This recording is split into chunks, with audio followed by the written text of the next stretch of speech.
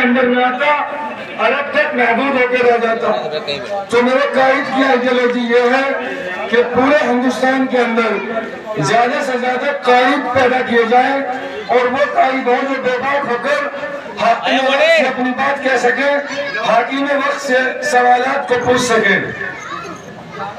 तो जनाब अली भाई जी तकरीर कर रहे हैं, इसकी अहमियत समझे आप। मेरे अगर आप कहोगे तो मैं बैठ जाऊंगा, कोई एटीट्यूड नहीं है ये मेरा। तो जनाब अली हाकिम वक्त से हम सवालात करेंगे। आप अगर एनआरसी का मुद्दा आता है या सीए आता है या गाय पर कोई बिल आता है या घेर कर आवारा लोग मजहब के नाम पर तशद्दुद, इंतशार, मारपीट करते हैं, उसे हम मोमिन जिन कह देते हैं। वो हरियाणा के मेवात से भी सुनने में आता है, इस मुल्क की मुख्तलिफ जगहों से सुनने में आता है। जब कहीं फिरकावारियत या सांप्रदायिक ताकि भेंट चढ़ता है तो इंसानियत ही भेंट चढ़ती है, उस पर हमें पुनन होती है। हम थोड़ी देर के लिए कुलबुलाते हैं, करवटें लेते हैं, मगर फिर हमारा जमीर सो जाता है। ट्रिपल तलाक का मुद्दा होता है, ट्रिपल तलाक का मुद्दा होता है। आप कहते हैं कि हमारी शरीयत में आप दखल देने का हक नहीं रखते। गौर फरमाइए, मुतवज्जे हो कि हमारे पास मजलिस शूरा है। मजलिस शूरा से मुराद यह है कि जो मुल्क के आलिम, छोटी के आलिम हैं, जो कुतुब और अब्दाल हैं, जो हदीसों को अध्ययन करके तहकीक करके उन पर एक खास रिसर्च रखते हैं, हमारे पास मजलिस शूरा है, मुस्लिम पर्सनल लॉ बोर्ड है। मगर वो लोग जब कोई दखलंदाजी करते हैं, गौर फरमाइएगा आप पीछे वाले भी, तो आप बेचैन हो जाते हैं। आप ये सोचते हैं कि हम वोट देते हैं सेकुलरिज्म पार्टियों को, सेकुलरिज्म पार्टियां हमारी बात क्यों नहीं कहती।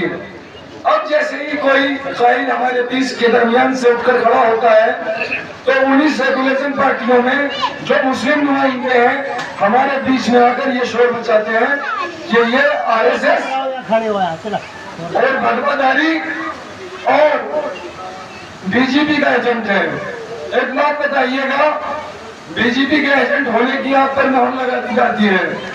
अगर आप हिंदुस्तान में मुख्तलिफ पार्टियों को ले, जैसे आप बीएसपी बसपा को ले लें, जब आली जनाब माननीय काशीराम जी बसपा को बना रहे थे, बहन कुमारी मायावती जी के साथ अपने नजरिए के लिए वो खड़े हो रहे थे, तो जो दूसरे नजरिए के लोग हैं उन्होंने उसकी बहुत मुखालिफत की, क्योंकि उसी नजरिए को खुरपा और बुरखा तकलीफ देती थी और उन्हें सत्ता तक पहुंचाती थी। आप अपने वजूद, अपने ताकत का एहसास कीजिए कि आप कितनी बड़े वजूद में और आपका कितना बड़ा दायरा है। 1992 में 6 दिसंबर को शायद बाबरी मस्जिद की शहादत पेश आती है। उसके बाद में कांग्रेस आई केंद्र में भी। आप कांग्रेस से यही तो दर्द और शिकायत रखते हैं कि सांप्रदायिकता हुई, कुछ भी हुई, आपने बर्दाश्त की। जब आपके मज़ाहिब मसलों पर, आपकी शरीयत पर सरेआम हाथ डाला गया और बाबरी मस्जिद की शहादत का हादसा पेश आ गया, तो आप ईमानदारी से बताइए। अल्लाहु अकबर, अल्लाहु अकबर।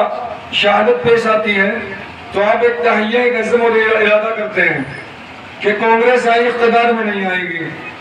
मुसलसल 30 साल हो गए, कांग्रेस पूरी ताकत झोंक रही है, आपको मना लेना चाहती है, मगर आप नाराज हैं। आपकी नाराजगी जायज है। क्या वो इख्तिदार में आई? इससे साबित होता है कि आप वजूद में हैं, आप ताकत में हैं।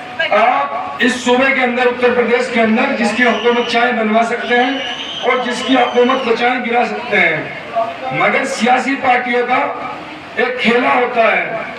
आपके लोगों को वो थोड़ा सा शेयर देते हैं, केवल एक नुमाइंदे को। वो नुमाइंदा उनके बीच रहता है, वो जब तक उनके बीच रहता है जब तक वो उनका कहना मानता है। जब वो तुम्हारे हक और हुकूक की बात करता है, रोजगार की बात करता है, तालीमी इदारों की बात करता है, शानदार सड़कों की बात करता है, रोशन मुस्तकबिल की बात करता है और उनके हुदूद दायरे से आगे बढ़ता है, कौम परस्त होने की बात करता है, तो उसे बाहर का रास्ता दिखा दिया जाता है। ऐसे बहुत सारे लीडरान में समाजवादी में भी गिना सकता हूँ, बहुजन में भी गिना सकता हूँ, और ये सिलसिला जारी है। क्या तो जितना वो सबक देते हैं तोते की तरह तीतर की तरह रटाते हैं, आपके लीडरान को इतना बोलना पड़ेगा। जैसे अभी टिकटॉक इस शहर में ही तकसीम हुई, मैं दूसरे सियासी दलों पर बोलना नहीं चाहता, मगर इशारा दूंगा कि आपकी जानिब उछालने की कोशिश करूंगा। बहुत से लीडरान किसी शहर के नाराज हैं, क्योंकि एक बात बताइए, उन पार्टियों में जिसने आज तक मुल्ला मुलायम का बिला कर लिया, किसका हक और इख्तियार था? टिकट का हक और इख्तियार मुल्ला का था, मगर अब एक आइडियोलॉजी बन गई है।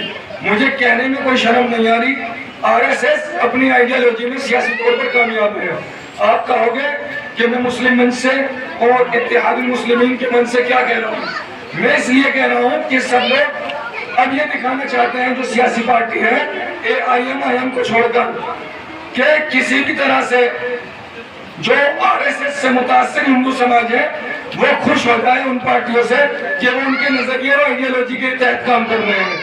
अगर उन पार्टियों के लोगों को या उनके समाज को ऐसा लगेगा कि ये पार्टी मुस्लिम परस्त है और मुस्लिम के हक और हुकूक के लिए बोलती है, तो उस लीडर को किनारे लगा दिया जाएगा। अगर मैं गलत कह रहा हूं तो मेरी तकरीर पर यही बंदिश दी जाएगी। हम AIM वाले, इत्तेहादुल मुस्लिमीन मजलिस वाले तुम्हें एक सियासी ताकत और कुव्वत बनाना चाहते हैं। तुम्हारे हाथ में भी एक निजाम हो, तुम सिस्टम में हो। मिसाल के तौर पर समाजवादी के लोग सिस्टम में रहे, 4 या 5 मरतबा उत्तर प्रदेश की सरकार उनके हाथ में रही, 4 या 5 मरतबा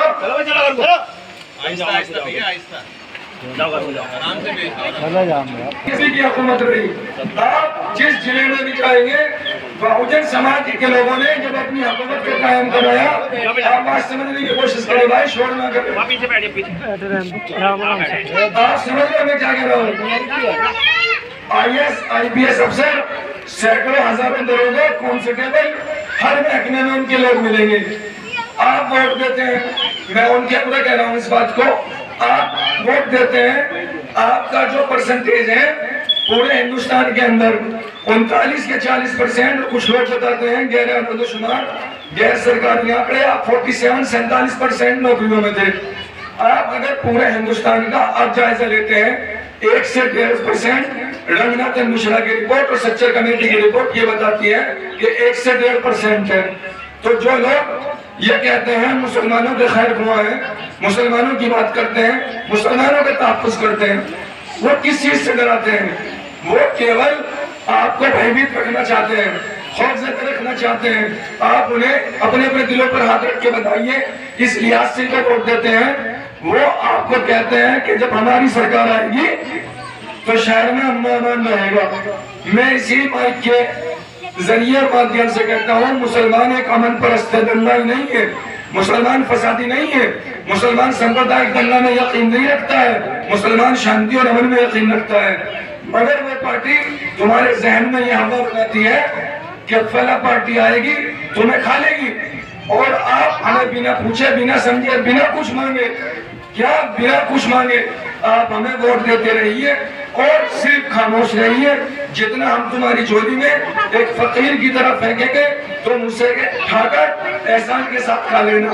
मगर मजलिस, मेरे दोस्तों, एक बात कहती है, मजलिस कहती है कि हम हक और हुकूक की बात करेंगे, हिस्सेदारी की बात करेंगे।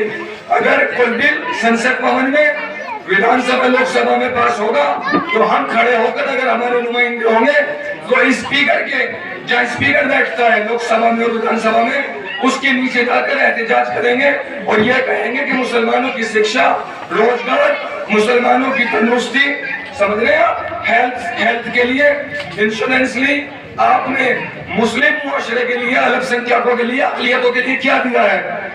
जैसे अभी ट्रिपल तलाक का जब बिल संसद भवन के अंदर आया, जनाब वाली, मेरी बात को नौजवानों तवज्जो दो, तो असदुद्दीन ओवैसी ने कहा कि मैं वोटिंग करवाऊंगा, तो लोगों ने कहा कि बड़ा बेवकूफ आदमी है।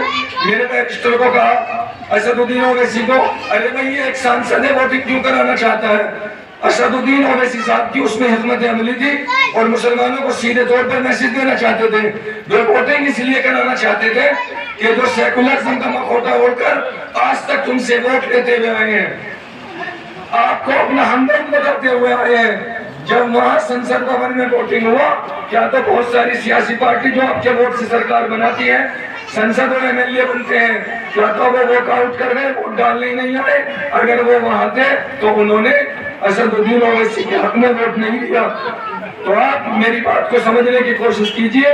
आपकी जद्दोजहद कोई नहीं करेगा, आपकी जद्दोजहद आप खुद करेंगे।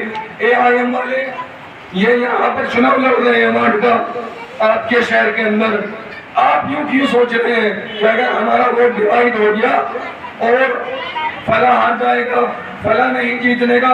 मेरे दोस्तों, जब तक जिन लोगों ने तुम्हारा बेवकूफ बनाया है, मैं ऐलानिया सीमाई के माध्यम से कह रहा हूँ, आप उन्हें हराएंगे नहीं, आपकी ताकत नहीं बनेगी। जब आपकी ताकत एक झंडे के नीचे जब बनेगी, मिसाल के तौर पर जाटों की पार्टी लोकदल है, समाजवादी सीधे तौर पर यादवों की पार्टी है, बहुजन दलित शोषित समाज की पार्टी है, हमसे समाज गठबंधन करने से परहेज करते हैं।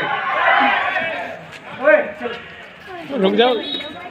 हमसे आज सब गठबंधन करने से परहेज करते हैं। परहेज क्यों करते हैं जनाब अली? आप तवज्जो नहीं, आप दूसरी जानिब न जाए। ये चुनाव में साहब वो हमसे परहेज क्यों करते हैं? क्योंकि अगर हमें सत्ता की भागीदारी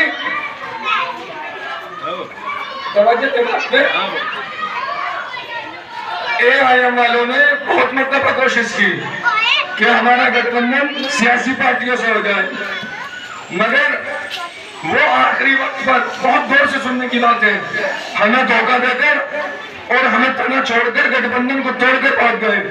भागने की वजह यह है, जिस रोज आपको अपनी सियासी ताकत का पता होगा, थाने के अंदर तुम्हारे भी कांस्टेबल होंगे, दरोगा होंगे, इंस्पेक्टर होंगे, तुम्हारे भी सिस्टम में जगह होगी। जब आप इधर उधर वोट देते रहेंगे तो ताकत और सिस्टम उनके हाथ में रहेगा। तुमसे गठबंधन करने के लिए जब कोई आएगा, मेरे दोस्तों, जब आपके पास सियासी ताकत होगी, सियासी ताकत कब बनेगी? जब आप इत्तेहादुल मुस्लिमीन को मजबूत करेंगे। आपको इत्तेहादुल मुस्लिमीन को मजबूत करने के लिए बिना सोचे समझे अपने नुमाइंदे को भारी संख्या में वोट देनी चाहिए और जिताकर कामयाब करना चाहिए। पूरे शहर को मैसेज देना चाहिए। बातें बताने के लिए बहुत है। आराम में 10 मिनट में जब तुम फ्री हो जाओ ना, मैं यही सामने रोड पे। अभी मैं तवील अरसे के बाद, शायद वो अरसा 33 या 35 साल का है, इतना ही है ना? वो जो गोल गोल से आप सब मायूस हुए, मगर हम आईन पर और अपनी अदालतों पर, अपने कानून पर, अपने लोकतंत्र पर, संविधान पर यकीन करने वाले लोग हैं। हम मायूस हो सकते हैं, अपने संविधान पर से यकीन नहीं छोड़ सकते, क्योंकि हम अमन परस्त हैं। शहर में फिर कभी दोबारा ऐसे हादसे न हो, लोगों को ट्रकों में भरकर लोग न ले जाए, लोग गोलियों के शिकार न हो। इसलिए हमें सियासी ताकत बनना पड़ेगा, सिस्टम का हिस्सा बनना पड़ेगा। मैं तुम्हारे जज्बातों से खेलने नहीं आया हूँ। जब तक आप सिस्टम का हिस्सा नहीं बनेंगे, सिस्टम का हिस्सा हम इतनी अपनी वोट की ताकत से बनेंगे। जब आपके पास वोट होगा तो आप सिस्टम का हिस्सा बनेंगे। आपके लड़कियों के स्कूल होंगे, लड़कों के स्कूल होंगे, तालीम होगी, रोजगार होगा, आपके पास तमाम सिस्टम बेहतर होगा। अगर आप इस पार्टी को नकार दोगे तो आप ये समझिए जनाब, आप अपने मुस्तकबिल में लात मारने की कोशिश कर रहे हैं। इस इलाके के लोग 35, 36, 37, 40 सालों से इंसाफ के लिए सुप्रीम कोर्ट तक की गुहार लगा रहे हैं। कितने लोग आए हैं इस माहौल में तुम्हारे जख्मों में मरहम रखने के लिए? मुझे बताइए, कितने लोगों ने हमदर्दी की? जांच पर जांच, जांच पर जांच। तो मैं केवल इतना कहना चाहता हूँ, एक वाहिद लीडर असदुद्दीन बैरिस्टर ओवैसी साहब ऐसे हैं, उन्हें ताकत देने से एक तो शहर में सांप्रदायिक या मुल्क के अंदर कोई दंगा नहीं होगा, हिंदू मुसलमान की भाईचारगी बढ़ेगी। वो भाईचारगी जब बढ़ेगी जब आप अपने लीडर के हाथों को मजबूत करेंगे। जब आपका लीडर मजबूत होगा तो पूरी दुनिया के लीडर उससे फोन कर हाय हेलो करेंगे, उसकी कौम के बारे में, उसके हालात जानेंगे। खुद यहाँ के वजीर आजम जो भी किसी भी पार्टी के होंगे, तुम्हारा लीडर से दोस्ताना ताल्लुकात रखेंगे, कोई तुम्हें नजर भरकर नहीं देख देगा। हमेशा जो आज सियासत में कमजोर होता है उसे ही कुचला जाता है। शहजादी के पेट से जब पहले बेटा पैदा होता था तो सीधे तौर पर हुमायूं अकबर जहांगीर शाहजहां की तरह हुकूमत संभाल लेता था। रानी के पेट से पैदा होता था, समझ रहे हो, रानी के पेट से पैदा होता था तो पृथ्वीराज, राणा सांगा, शिवाजी, समझ रहे हो अपनी बात को जो मैं कह रहा हूँ। हेमू बनकर हुकूमत संभालता था। आज जो राजा पैदा होगा वो बैलेट के पेपर से होगा। आप जद्दोजहद करिए, कोशिश कीजिए, आप अपने आप को कमजोर ना समझे। मिसाल के तौर पर बहुत सारे नुमाइंदे, बहुत सारी पार्टी चुनाव लड़ रही है, 10 लड़ रहे हैं, सिर्फ 1 जीतेगा, 9 हारेगा। सबसे ज्यादा सर्दी और डर मेरी कौम को क्यों लग रहा है कि हार गए तो क्या होगा? अरे भाई 10 लोग लड़ रहे हैं, सर्दी और डर तो उन्हें भी होगा मेरे दोस्तों। इसलिए अज़म और इरादा करो। जब तक आप लोगों के बहकाए में आते रहेंगे, मैं बहुत मासूमियत, छोटा सा, मेरे घर के लोग 25 साल बीएसपी में रहे, बीएसपी में, मैं भी बीएसपी में रहा। मैं बीएसपी को छोड़कर इत्तेहादुल मुस्लिमीन में आया। किस लिए आया? मैं बीएसपी में तरक्की कर सकता था, मैं तरक्की बहुत कर सकता था। तरक्की से मुराद यह है विधान परिषद जा सकता था, राज्य परिषद भी राज्यसभा भी जा सकता था, अलग की बात है, विधायक भी बन सकता था। मगर डंडा और चाबुक और मेरी लगाम बहन जी के हाथों में होती। अगर मैं तुम्हारी कोई बात कहता तो वे सोचती, विचार करती अपने मंत्रिमंडल में, अपने ड्राइंग रूम के अंदर बैठकर, वो बात जब पूरी होती। आप असदुद्दीन ओवैसी से बड़ी भीड़ में ऐसे मिल लेते हैं जैसे अपने कुटुंब खानदान के आदमी से मिल रहे हो, जैसे परिवार के आदमी से मिल रहे हो। तुम्हें ऐसा लगता है कि असदुद्दीन ओवैसी घर का आदमी है। तो अगर आप ऐसे नेता को बनाओगे और चुनोगे, ऐसे लोगों को मजबूत करोगे, तो मैं कसम खा के कहता हूँ आप तरक्की करेंगे। देखिए आज आरएसएस वालों की हुकूमत है। मैं बहुत बड़ी बात कहता हूँ ये मंच से, आरएसएस वालों ने 1925 में आरएसएस का नजरिया रखा। 75 साल तक, 70 साल तक हुकूमत में आने के लिए वो इंतजार करते रहे, अपने आइडियोलॉजी पे काम करते रहे। मेरे दोस्तों, हमारी पार्टी तो चंद दिन पहले, 10 साल पहले, 5 साल पहले हैदराबाद से चली है। और सोशल मीडिया का दौर है। अगर आरएसएस के जमाने में ये मोबाइल जिससे मेरी वीडियो पूरी दुनिया में लाइव जा सकती है, ये होती तो आरएसएस 5-10 साल में कामयाब हो जाती। अगर आप अपनी आइडियोलॉजी को, अपनी अमन पर सोच को, अपनी तरक्की को कामयाब करना चाहते हो तो एक हो जाओ। यही सोशल मीडिया, यही इलेक्ट्रॉनिक मीडिया तुम्हें कामयाब कर देगी, तुम्हारा मैसेज घर घर जाएगा। मगर तुम जुड़कर तो देखो, तुम जुड़ने के लिए तैयार तो हो। हुकूमत तुम्हारा इंतजार कर रही है इस्तकबाल और स्वागत और खैर मकदम के लिए। मगर मेरे दोस्तों, कब तक गुलामी करोगे, दूसरों की जूतियां सीधी करोगे? देखिए, गुलामी अलग चीज है और बराबर की दोस्ती अलग चीज है। हमें किसी हिंदू लीडर से एतराज नहीं है। हम ये कहते हैं कि आओ हमारे गले लोगों, मगर हमें बराबरी का हक दो, क्योंकि मुल्क का भी नारा है हिंदू मुस्लिम सिख ईसाई सब आपस में है भाई भाई। मगर एक भाई पर तो 95% वाले, एक भाई पर 5% वाले, तो 5% वाला ही नारे लगाता रहेगा। इसलिए अगर बराबरी का हुकूक चाहते हो तो संविधान ने, बाबा भीमराव अम्बेडकर साहब की जो कमेटी ने संविधान लिखा था, इस मुल्क में पास हुआ है, सबको इजाजत दी है कि वो कामयाब हो। आपके ये धनवीर सिंह है, मैं गला खराब है, काफी सफाई करके आ रहा हूँ पीछे से। मैं केवल ये कहता हूँ, किसी भी फलसफे में मत पढ़िए, हार जीत होती रहती है। आप अपने नजरिए, अपने आइडियोलॉजी के लिए धनवीर सिंह को वोट दें। कोई आपको अगर गुमराह करने आता है, गुमराह न हो और बड़ी वोट पूरी ताकत से हाजी अनस कुरैशी साहब को दें। जब भी आपका आइडियोलॉजी, आपका पैगाम पूरे हिंदुस्तान तक जाएगा। अगर आप डर की वजह से बिखर जाएंगे तो रोज वही 36 साल पुराने हादसे लोग दोहराने की कोशिश करते रहेंगे। अगर ऐसे हादसों से बचना चाहते हो और इज्जत और अभिमान और स्वाभिमान से और कदर और कीमत से जीना चाहते हो तो मेरे दोस्तों तुम्हें संगठित होना पड़ेगा। संगठित होने के लिए हमारे पास है वोट की ताकत, इसका इस्तेमाल करें। छोटी वोट धनवीर सिंह जी को दे वोट ताकत के साथ, और बड़ी वोट हाजी अनस कुरैशी को दे। जातियों में बिरादरियों में न बटकर आप इन्हें कामयाब करें। खुदा हाफिज़, जय हिंद, मेरा भारत मान।